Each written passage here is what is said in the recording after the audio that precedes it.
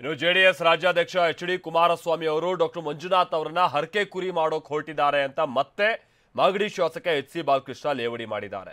ಆಮೇಲೆ ಮೊನ್ನೆ ಆದಂತ ಕೆಲ ಸಂಗತಿಗಳನ್ನ ಕೂಡ ಅವರು ಪ್ರಸ್ತಾಪ ಮಾಡಿದ್ದಾರೆ. ಹಿಂದೆ ಕುಮಾರಸ್ವಾಮಿ ಅವರು ಮಾಡಿದಂತ ಸ್ಟೇಟ್ಮೆಂಟ್, ನನ್ನ ಪತಿ ನಿಲ್ಲೋದು ಬೇಡ ಅಂತ ಮಂಜುನಾಥ್ ಅವರ ಪತ್ನಿ ಪಾಪ ಬಹಳ ಹೇಳಿದ್ರು ಕೂಡ ಅವರನ್ನೇ ನಿಲ್ಸೋಕೆ ಹೊರಟಿದ್ದೀರಲ್ಲ, ಯಾಕೆ ಕುಮಾರಸ್ವಾಮಿ ಅವರೇ ನಿಲ್ಬೋದಾಗಿತ್ತಲ್ವಾ ಅಂತ ಪ್ರಶ್ನಿಸಿದ್ದಾರೆ.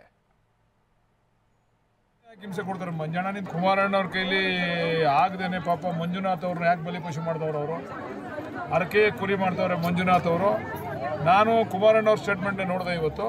ಅವರ ಧರ್ಮಪತ್ನಿಯವರೇನೋ ನನ್ನ ಗಂಡನ ನಿಲ್ಲಿಸಬೇಡಿ ಅಂತ ತೀರ್ಮಾನ ಮಾಡಿದ್ಮೇಲೆ ಕುಮಾರಸ್ವಾಮಿ ಅವ್ರು ನಿಂತ್ಕೋಬೋದು, ಇಲ್ಲ ಅವ್ರ ಧರ್ಮಪತ್ನಿ ಅವ್ರು ನಿಂತ್ಕೋಬೋದು, ಇಲ್ಲ ಅವ್ರ ಮಗನ ನಿಲ್ಲಿಸ್ಬೋದು. ಅದು ಬಿಟ್ಟು ಪಾಪ ಮಂಜಣ್ಣನೇ ಯಾಕೆ ಹಿಂಸೆ ಕೊಡ್ತಾರೆ? ಮಂಜಣ್ಣ ನಿಂತ್ಕೊಂಡ್ರು ಎಲೆಕ್ಷನ್ ಮಾಡ್ತೀವಿ, ಕುಮಾರಸ್ವಾಮಿ ನಿಂತ್ಕೊಂಡ್ರು ಎಲೆಕ್ಷನ್ ಮಾಡ್ತೀವಿ, ಯೋಗೇಶ್ವರ್ ನಿಂತ್ಕೊಂಡ್ರು ಎಲೆಕ್ಷನ್ ಮಾಡ್ತೀವಿ. ಎಲೆಕ್ಷನ್ ವಿಚಾರದಕ್ಕೆ ನಾವು ಪ್ರತಿನಿತ್ಯ ಜನಗಳ ಜೊತೆ ಬೆರೆತು ಕೆಲಸ ಮಾಡ್ತಕ್ಕಂಥವ್ರು. ನಮಗೆ ಚುನಾವಣೆ ಹಿಂಜರಿಕೆನೇ ಅಲ್ಲ. ಅವರು 5 ವರ್ಷಕ್ಕೊಂದ್ಸರಿ ಚುನಾವಣೆ ಮಾಡಕ್ಕೆ ಬರ್ತಾರೆ. ಮಂಜಣ್ಣ ಇರ್ಬೋದು, ಕುಮಾರಣ್ಣ ಇರ್ಬೋದು, ಯೋಗೀಶಣ್ಣ ಇರ್ಬೋದು. ನಾವು ಪ್ರತಿನಿತ್ಯ ಚುನಾವಣೆ ಮಾಡ್ತಕ್ಕಂಥವ್ರು. ನಾನಿರ್ಬೋದು, MP ಅವ್ರು ಇರ್ಬೋದು, ಪ್ರತಿನಿತ್ಯ ಚುನಾವಣೆ ಮಾಡ್ತಕ್ಕಂಥವ್ರು. ನಾನು ಒಂದು ಪ್ರಶ್ನೆನ ಕುಮಾರಣ್ಣನ ಕೇಳಕ್ಕೆ ಇಚ್ಛೆಪಡ್ತೀನಿ. ನಮ್ಮ ಎಕ್ಸ್ಪ್ರೆಸ್ ಕೆನಾಲ್ ಬಗ್ಗೆ BJP ಅವರು ಗಲಾಟೆ ಮಾಡಿದಾಗ ಕುಮಾರಣ್ಣವರು ಯಾಕೆ ಮೌನವಾಗಿದ್ದರು?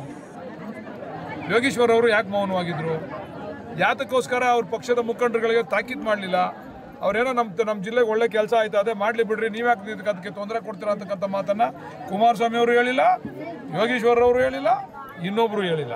2 ಸರಿ ಮುಖ್ಯಮಂತ್ರಿಯಾಗಿ ಈ ಜಿಲ್ಲೆಗೆ ನಾನು ಭರಪೂರ ಕಾಮಗಾರಿಗಳನ್ನ ಮಾಡಿದ್ದೀನಿ ಅಂತಕ್ಕಂಥ ಕುಮಾರಣ್ಣವ್ರು ಯಾಕೆ ಬ್ಯಾಕ್ಔಟ್ ಆಯ್ತವ್ರೆ? ಅವರೇ ನಿಂತ್ಕೋಬೋದಾಯ್ತಲ್ವಾ? ನಿಂತ್ಕೊಳ್ಳಿ. ಮಂಜಣ್ಣ ನಿಂತ್ಕೊಂಡ್ರು ಚುನಾವಣೆ, ಕುಮಾರಣ್ಣ ನಿಂತ್ಕೊಂಡ್ರು ಚುನಾವಣೆ, ಯೋಗೀಶಣ್ಣ ನಿಂತ್ಕೊಂಡ್ರು ಚುನಾವಣೆ, ಅನಿತಕ್ಕ ನಿಂತ್ಕೊಂಡ್ರು ಚುನಾವಣೆ, ನಿಖಿಲಣ್ಣ ನಿಂತ್ಕೊಂಡ್ರು ಚುನಾವಣೆ. ಕುಮಾರಣ್ಣ ಅವ್ರ ಕೈಲಿ